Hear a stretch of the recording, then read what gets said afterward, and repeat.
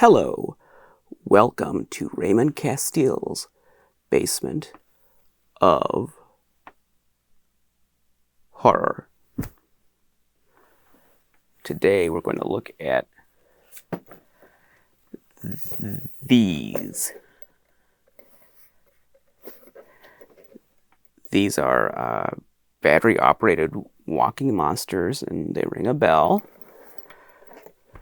They may ring a bell in more ways than one, because you might look at these and say, wait a minute, I've seen something like this before, but it was bigger. And we'll get into that. These are walking, bell-ringing Halloween figures from a company called Sancho. And what year are these? 1991? No, 1989. 1989. Sancho walking Halloween figures from 1989. And I bought these brand new at the store. My cat Billy is just right down on the floor by the table. I thought he was going to jump up and say hello, but then he walked on. We need to see Billy this season. We haven't seen him yet. So hopefully he'll jump up here, but can't force him. If he feels like it, he will. I bought these brand new at the store, and I thought I bought them from Venture. Venture is a store that had black and white diagonal stripes in its logo. The sign was vertical, rectangular, had the black and white stripes, and that store is not around anymore. Now, I might be misremembering that. Maybe I bought these at Target or someplace, but I think they were from Venture. And I remember going to the Halloween department, the seasonal area, and seeing a shelf full of these things and being so excited. I think I saw them in a weekend sales flyer, like in the Sunday paper. I think that they were pictured in a sales flyer, and that's how I knew they were there. I don't think I just stumbled on them. I think I went to the store specifically to get these. And they just had Frankenstein. You're going to see there's a Frankenstein, a Dracula, a witch, and there's been some speculation that maybe there was a ghost, but I've never seen a ghost like this, and I've never talked to anyone else who's seen a ghost, so I think they just made these three. Let's take one out so we can better familiarize ourselves with what this is. Well, first let's look at it in this closer camera. I gotta nudge some other things out of the way here. So there's a vampire, Dracula. You can see Halloween figure. Those things are in the way. We'll look at those in a minute. Beautiful Halloween illustration. This witch at her cauldron. And then, here, let me get some of this out of the way so we can get a better look. There we go.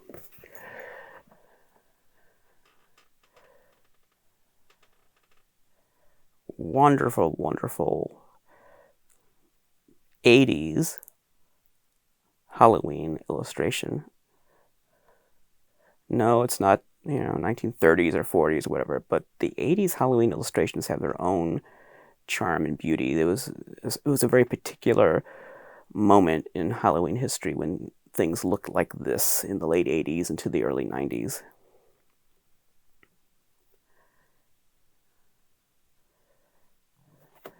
And then it's got this lovely haunted house. Would you say that's a haunted? Yeah, that's a haunted house. It's not a haunted mansion. Like, it's more like a witch's cottage or something. But yeah, it's a haunted house. She's not a very wealthy witch. She just has that modest home.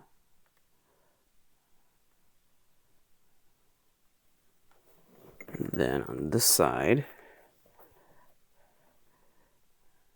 talks about how these things work.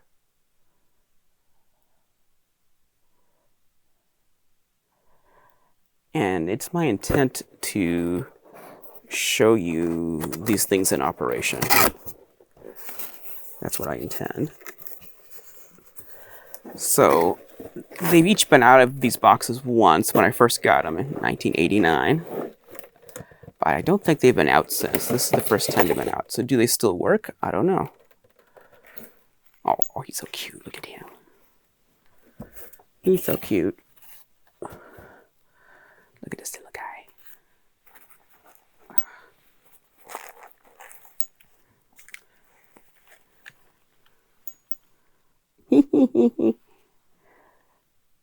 Isn't he something?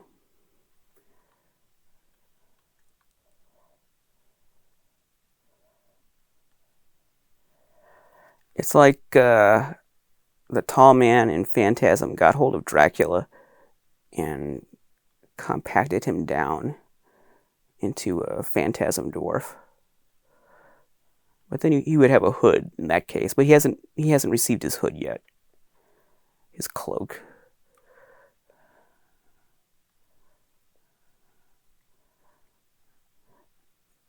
There's his bell.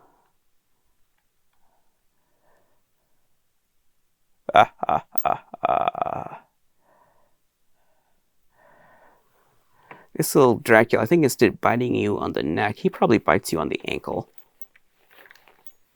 I don't know if he can reach any taller than that. So here he is. He's a cute little thing. Well, before we get the rest of them out, here, let's put you over here.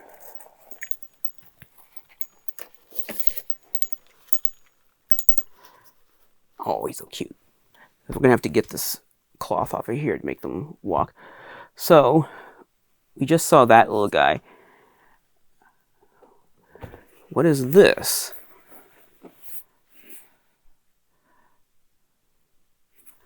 It's a lot bigger.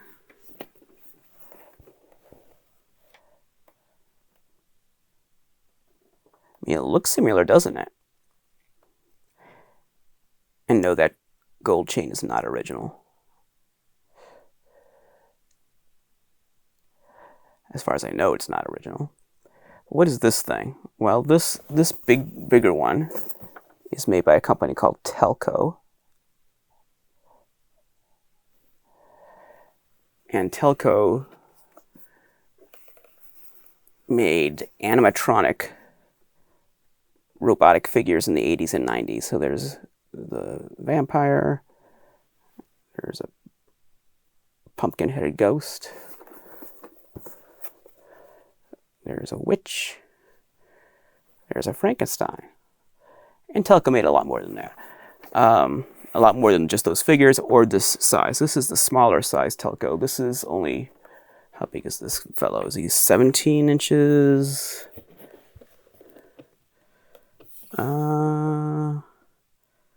It should say. Yeah, I don't know. Nope, doesn't say. I'm going to assume he's 17, 18 inches, something like that. But Telco made 24-inch versions that were electric powered. You plug them into the wall. These smaller versions are battery operated, so you have to put batteries in them. And there's a whole universe of Telco Halloween items. So I haven't mentioned the name. What are these things called? The one I just showed you is a Telco Motion-ette. Telco Motion-ette. Here is another Telco Motion-ette. And it's a witch.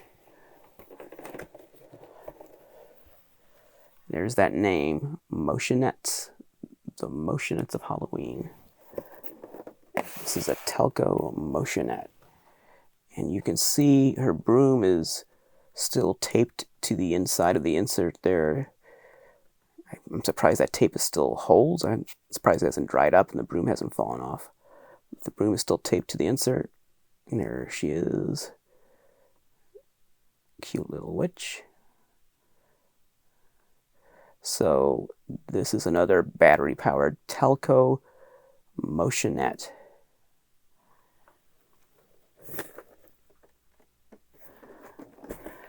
And Telco, there's a whole universe of Telco Motion-ettes.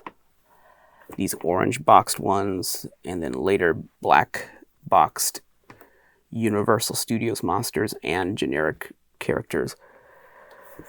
And if you want to know about Telco Motion-ettes, my friend Heath Smith has an article coming up in the next Toy Ventures magazine. He has and I don't know, it's not out as of this recording, but it should come out any week now. It is roughly scheduled to come out around Halloween. So hopefully within the next couple of weeks, we'll see that magazine. And it has an article by Heath Smith about the Telco Motion-ettes. And I wrote an article about the Motion-ettes for Lenny Lee's Action Figure News and Toy Review back in the 90s when these things were still new and still in stores and they were still making them.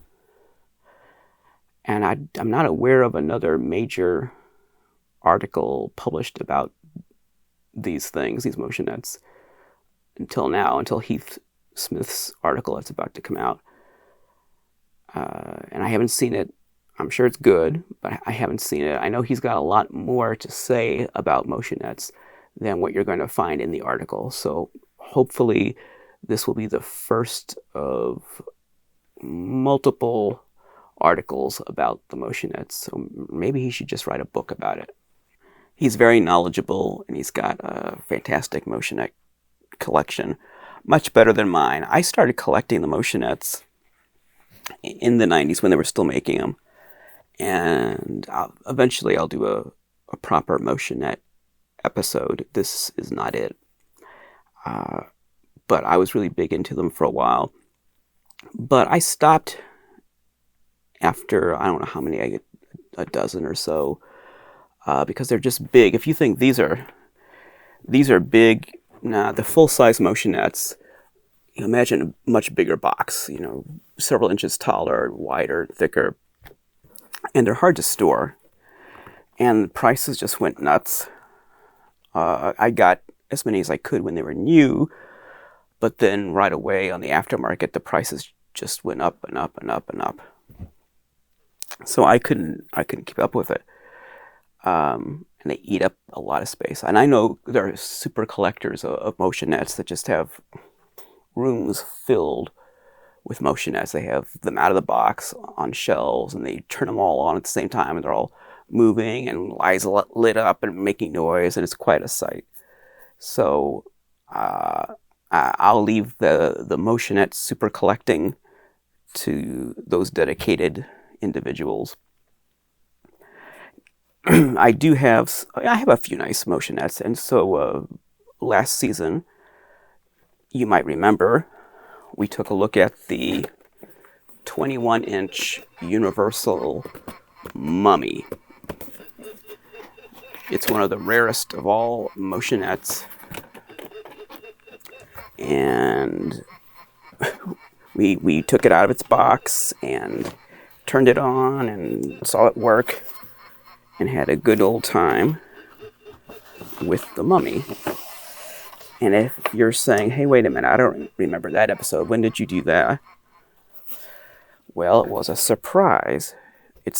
There's nothing in the title or the description or the thumbnail about the Telco Mummy. It was a surprise. In the last 20 minutes of the video, it's all about that mummy, but I deliberately kept it out of the description so that it would be a treat for people who watched the video all the way through. It would be a nice little surprise at the end.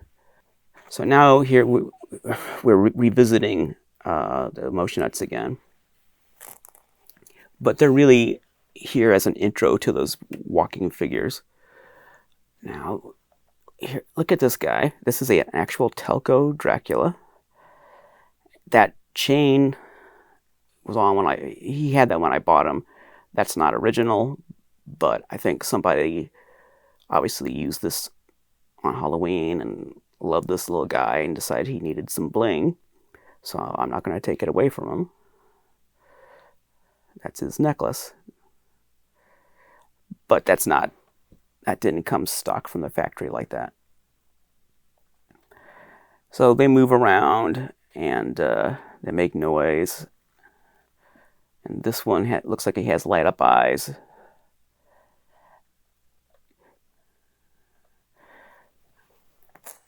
So Telco is the originator of the Motion-ettes.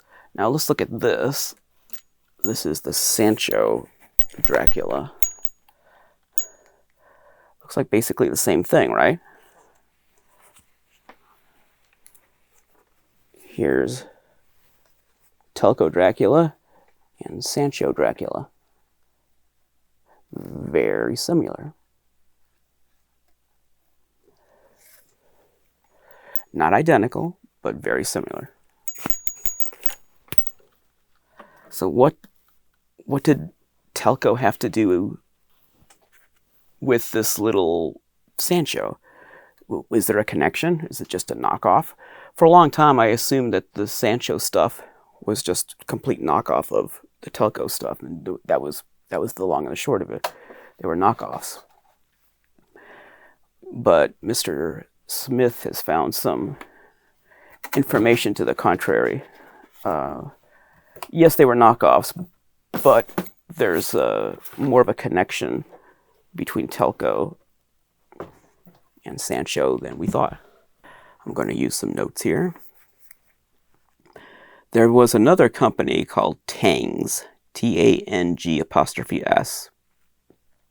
and Tang's also made knockoffs of the Telco Motion-ettes. They made a 24-inch knockoff Frankenstein, Witch, Dracula, and Ghost. And through his research, Heath discovered that Tang's and Sancho are essentially the same company. They're the same company making the same products from the same source.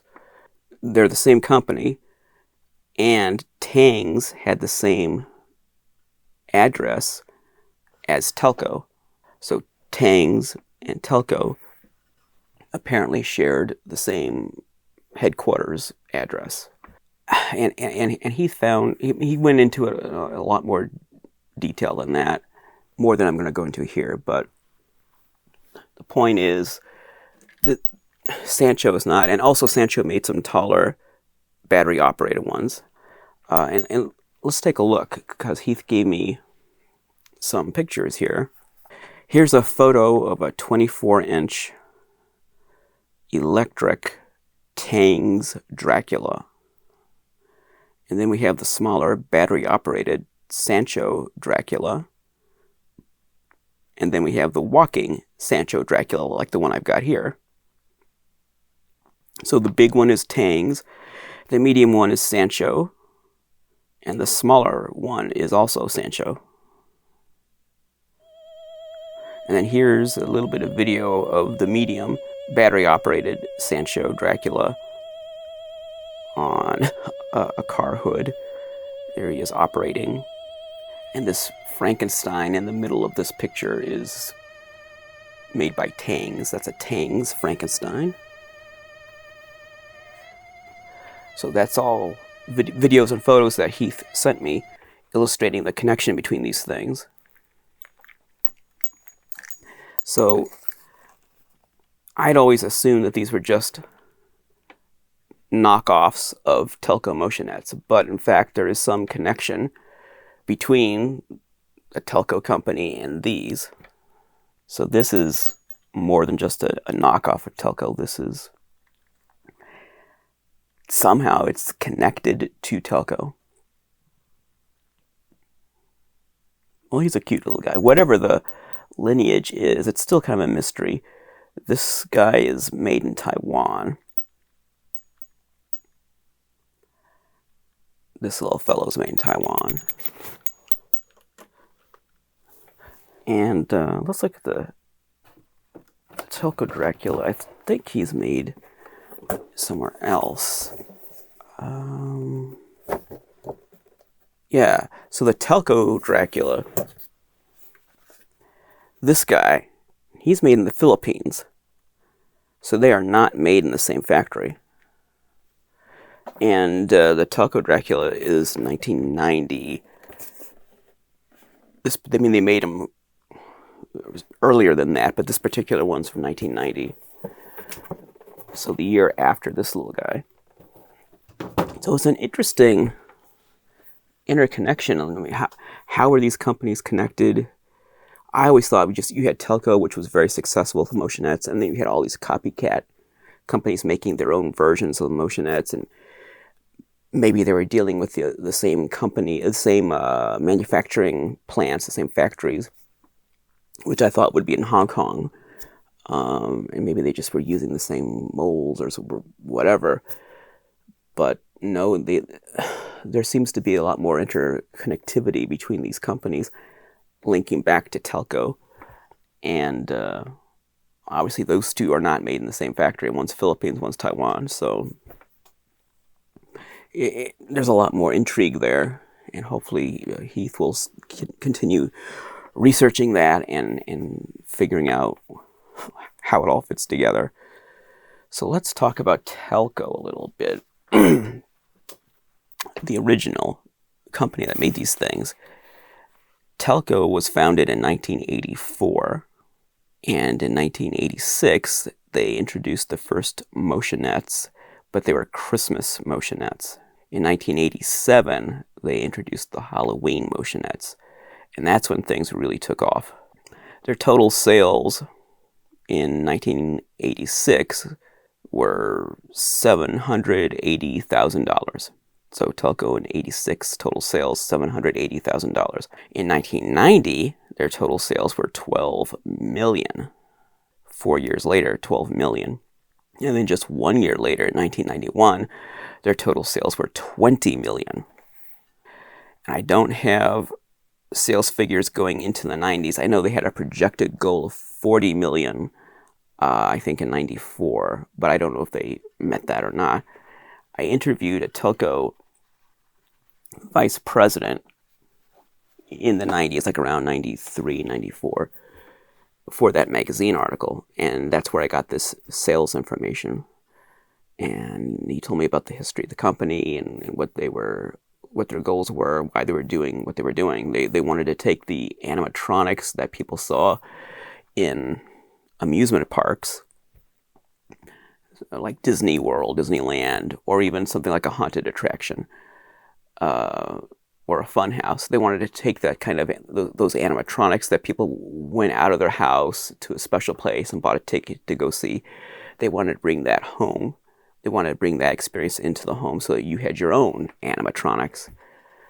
And that was the thinking, bringing that kind of Disneyland animatronic robotic thing out of the big time amusement park or whatever and into your home.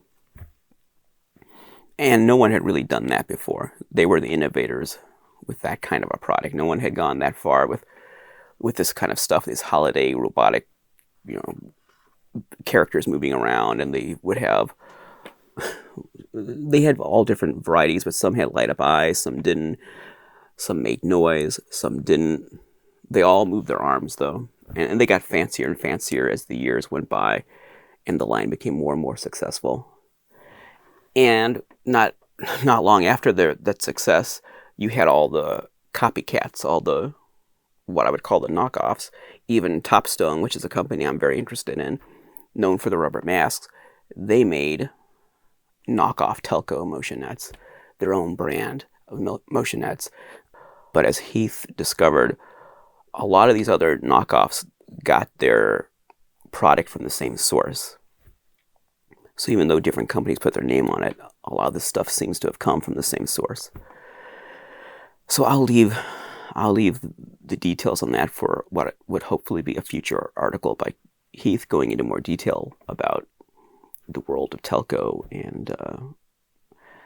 in the world of not quite Telco, the Telco-esque copycats. But these these I bought myself at the store in 1989. So let's talk about these.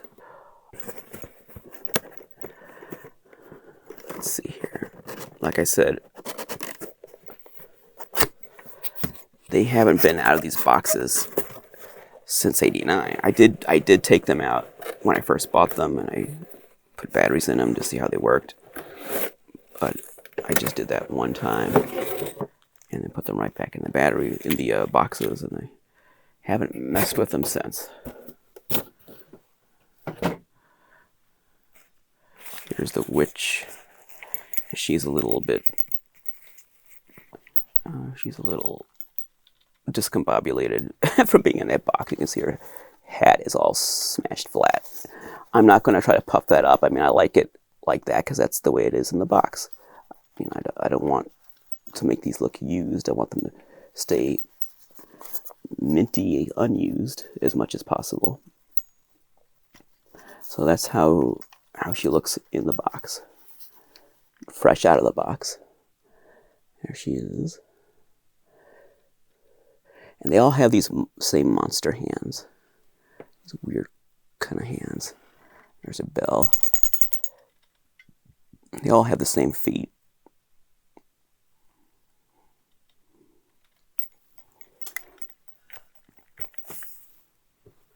Okay, one more Frankenstein. And Heath wondered about whether there was a ghost in this set because Tang's had made a 24-inch ghost. They made these 3 characters and a ghost in the 24-inch variety. So it stands to reason that Sancho would make the same 4 as these little walkers. But I don't think they did. I mean, I know there wasn't a ghost when I bought these. I can tell you that for sure. And I seem to remember that sales flyer in the newspaper, that didn't have a ghost. That just had these 3. Well, here's the Frankenstein. Very Telco-esque, if you know anything about Telco Motion-ettes, that right off the bat, that's a classic Telco-style Frankenstein head. Only it's not Telco, it's Sancho.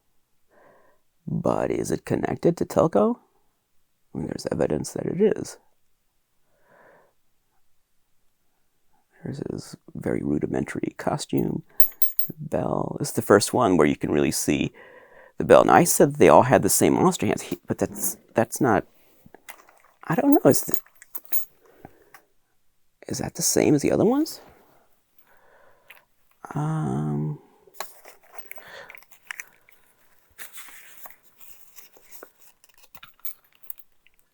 No, it's not. It's a different hand. You see this guy? I thought they all had the same hands. No, it looks like Dracula has similar hands to Frankenstein.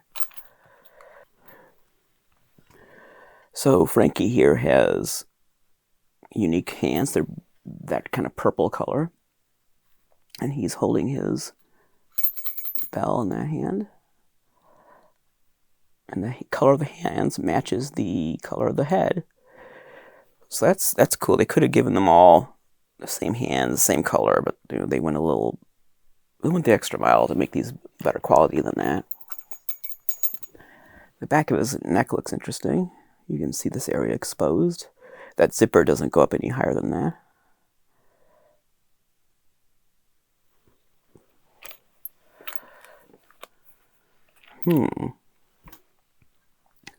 Well, that's quite a trio.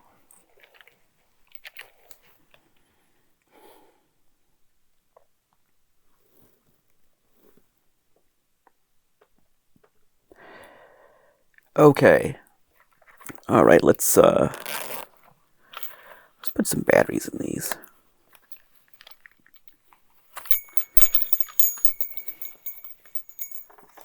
That's what it looks like in the back.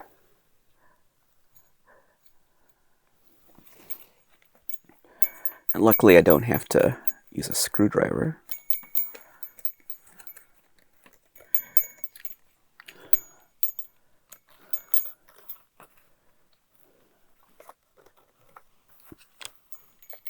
Well, that little lever stops it from opening up any wider than that. Okay, so while I deal with these batteries, we'll take a little break, and when we come back, we'll be ready to see these things work. We're back. Okay. As expected, getting the batteries in there was more challenging than it should have been.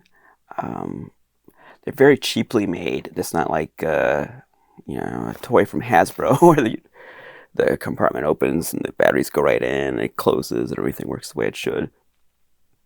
And they want to start working as soon as you put the batteries in. These levers really don't work very well on the back. But anyway, they got the batteries in there, so let's see what happens.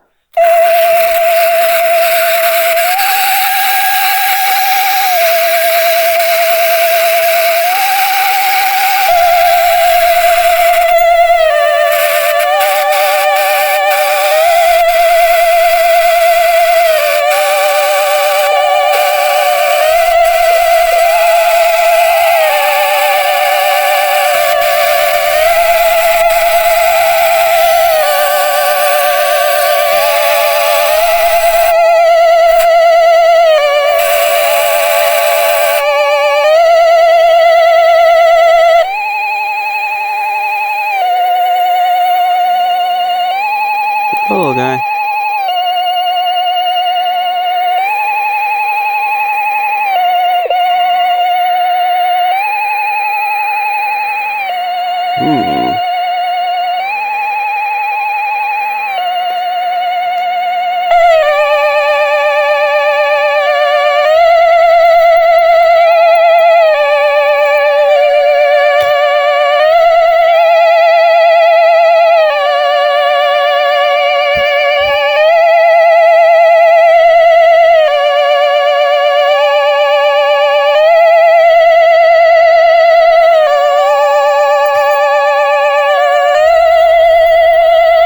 Well, their eyes blink.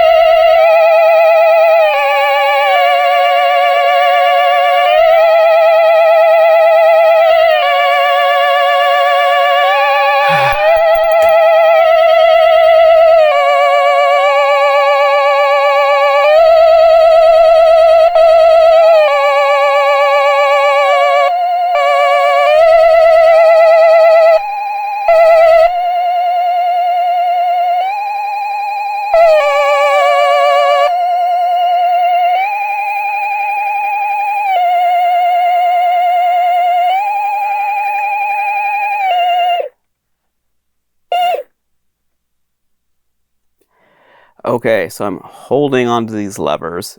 I'm like pushing up on them to stop that sound. Okay. So obviously they don't walk anymore. The Frankenstein, bless his little heart, he tried to walk, and we saw him walk a couple of inches. But these other ones, I mean, all three now, they don't walk. The Frankie is making kind of grinding sounds, you know. And that's the way it is with, like, with Mark's robots.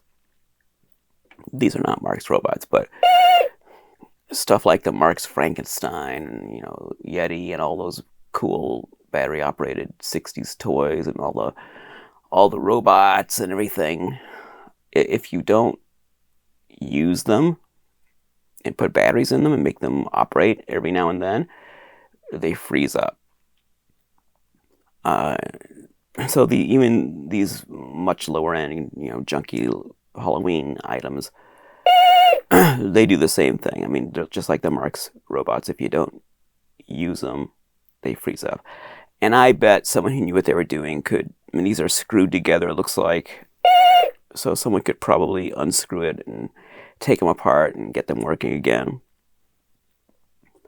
You know, if they were worth 1,000 or 2,000 each, like a Mark's toy, then it'd be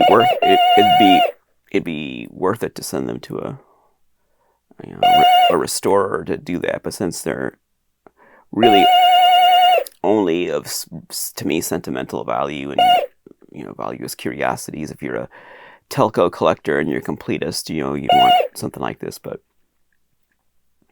monetarily, it's, you know, they're not worth sending to a restoration artist to take them, or a robot doctor. You know, there are people who work on toy robots. So it's not really worth it to send them to fix that. So I'm gonna have to cut this again and get these batteries out of here because I can't hold these. It's only me holding these levers that are stopping these things from making noise. So I have to go away for a moment and get the batteries out of here. Okay, I got the batteries out. Oh my gosh.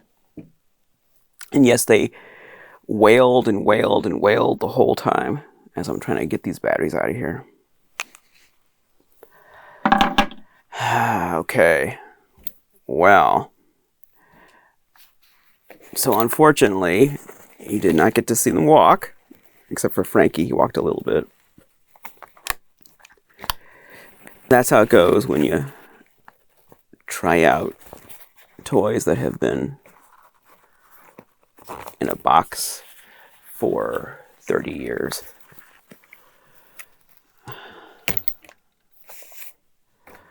They're going back in their boxes.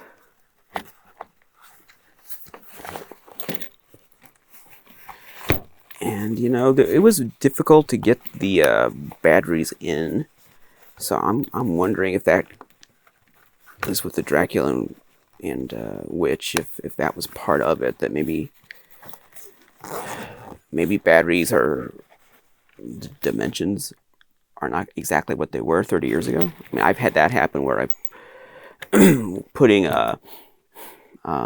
batteries into a really old toy. They don't seem like, either they're too big or too small, or something's changed with battery size since the toy was made.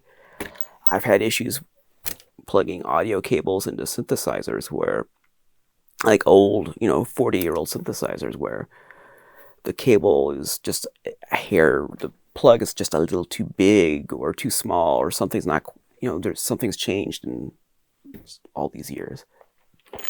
So things change, everything doesn't stay exactly the same when you're dealing with electronic stuff. Mechanical stuff, that makes a difference. Look at this. This Frankie, he has a wire exposed. And I seem to remember it was like that. I seem to remember noticing that way back when.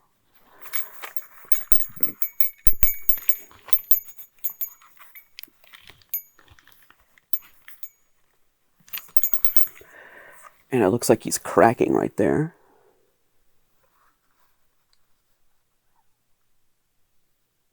There, I think you can see it. Where is it now? Where was that crack I saw?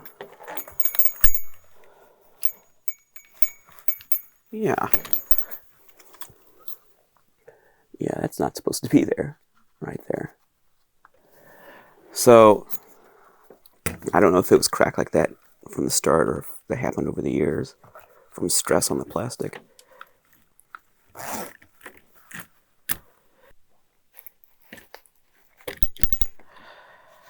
Well, I wish you'd seen them work. I mean, you could hear their cute little bells.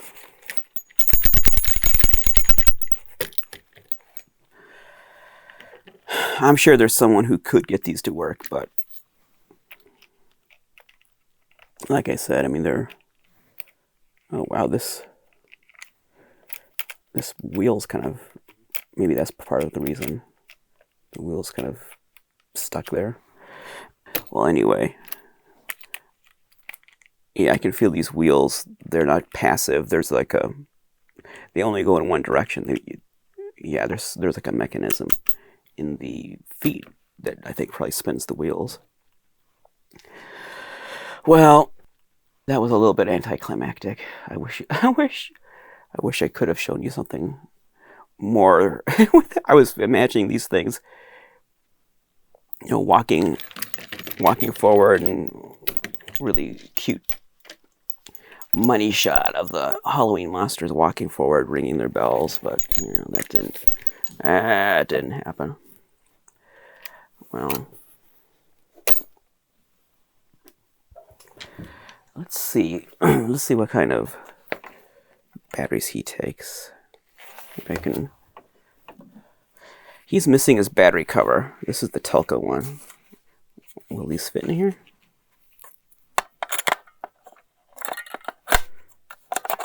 Yeah, they fit in there. And interestingly, these C batteries fit right into the Telco one. You know, they fit perfectly in there. But without the battery cover, will he work or will the batteries fall out? Let's see here.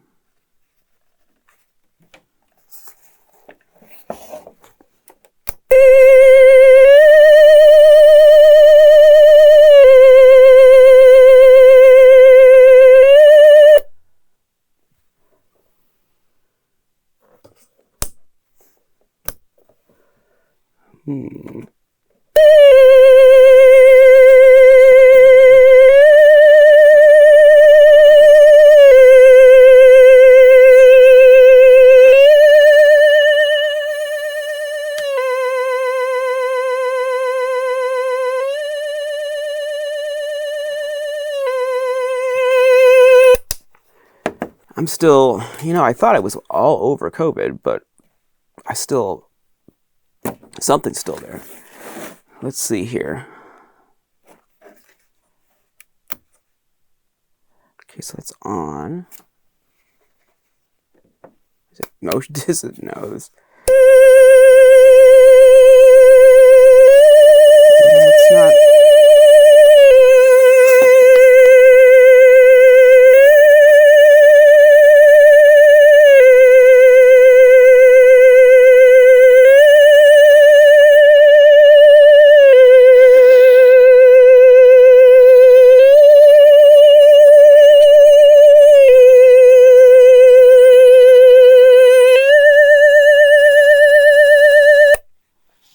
Huh. So he's on as far as, so his skull's lit up. And now it's off. Yeah, and I know like that mummy from last year, it had two switches. And one activated the motion and one activated the sound. But I don't see that here.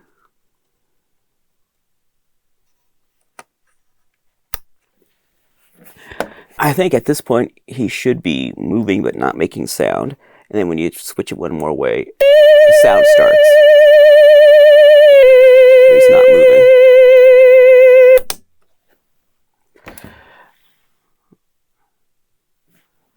Well, that's what happens with these old toys. I was actually surprised that Halloween knife man did operate. I was expecting him to just be dead and do nothing. But he worked great. Not these. Not these. At least with the Telco one, I could get the batteries in. With the Sancho, I couldn't even get those batteries in. They didn't even fit. And it was a struggle. So, I wish I could have a better show for you. It was a bit anticlimactic, I know. It didn't quite go as I had hoped. But there we have the Sancho Halloween figures, the walkers, the bell ringers. And when they work, they walk and they make noise and they ring their bell when they work. Here's a Telco battery operated Dracula.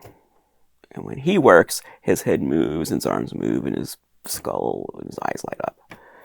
When he works... Okay, I guess that's it. Time to wrap it up.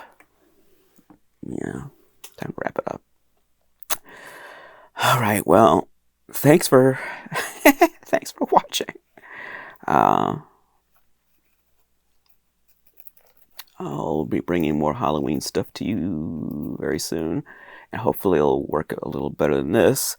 Well, I don't think I'm going to try any more mechanical things for a while.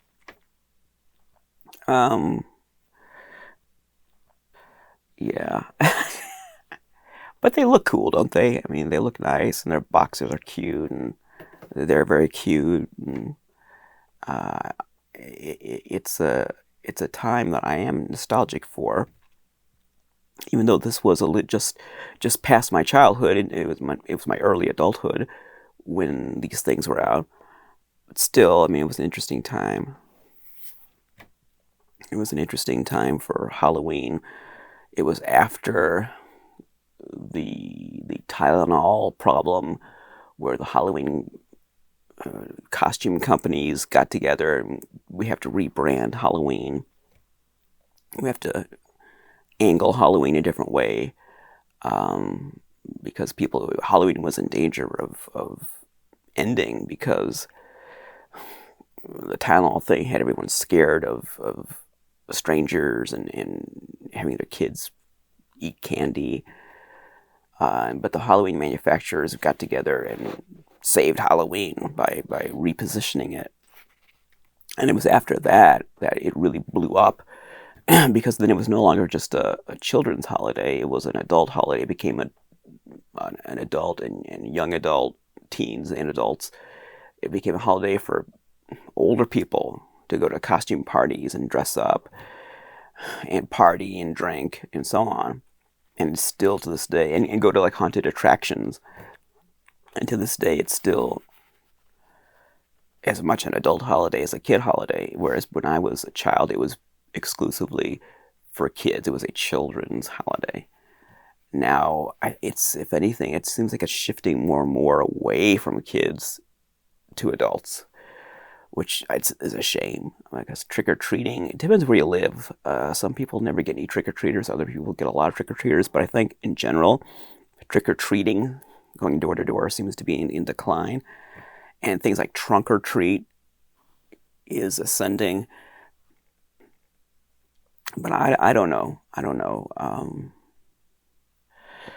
I know the schools aren't doing Halloween parties like they used to. I mean, even where I work, it's basically a school with little kids. And we are, this year, have angled away from black cats and witches and ghosts and goblins and pumpkins and things to more fall-oriented, like fall festival kind of theme. And I guess a lot of people are going to be doing that. A lot of schools and institutions. And that's a shame. It's a shame that even if Halloween stays alive as an adult holiday, it should be for kids. it's a kid's holiday. But everything's cyclical, everything changes, and Halloween seems to survive one way or another. It adapts to the time. So if as long as it keeps going in some form, it can always come back around. I would like to see children trick or treating and filling the streets like they used to when I was a kid. Little trick or treaters filling the streets, and every house having the light on, and someone at the door and handing out candy, and everyone dressing up, and having it be a fun, spooky time of year. But these things are from when Halloween really was transitioning from the strictly children's holiday to a more family and adult holiday. And it made it, as far as merchandising, Halloween blew up. I mean, they Halloween merchandise sold like never before. And it's still, a huge selling holiday, which is great. But when I see these are like the bridge between the children's holiday and the moving towards the adult themed holiday. They're kind of have a foot in each world. There's some of the old Halloween, like the 70s and earlier, mixed with the new Halloween, like 90s and later. There's a transition here that these things represent. That the whole world of Telco Motion-ettes represents. That's really that transition point, moving away from like the old Ben Cooper in costumes and all the paper decorations and all that had been around for a long time, to this more sophisticated kind of more adult holiday, with moving away from strictly little kids to something that includes the little kids but is also very much a grown-up holiday too. All right, well, we will be doing the giveaway this year, I think, whereas before I would always do like a month-long giveaway, announce it, and then all month goes by, and then we have the drawing. I think I'll limit it this time to like a week or two, so I'll do it closer to Halloween. And on October 30th, we will have Bleak Sunday, and we'll have some special videos from different YouTube creators for you to enjoy on Sunday, October 30th, Bleak Sunday. So that's it for this episode. Thanks for watching. Again, I'm sorry that I was not able to give you exactly the more show-stopping presentation I had hoped for, but I hope you got something out of it. And thank you, Heath Smith, for the information and images that you sent, and for your research into Telco Motion-ettes and the broader world of Telco-like Motion-ettes. Thanks for watching. That's it. Thank you very much.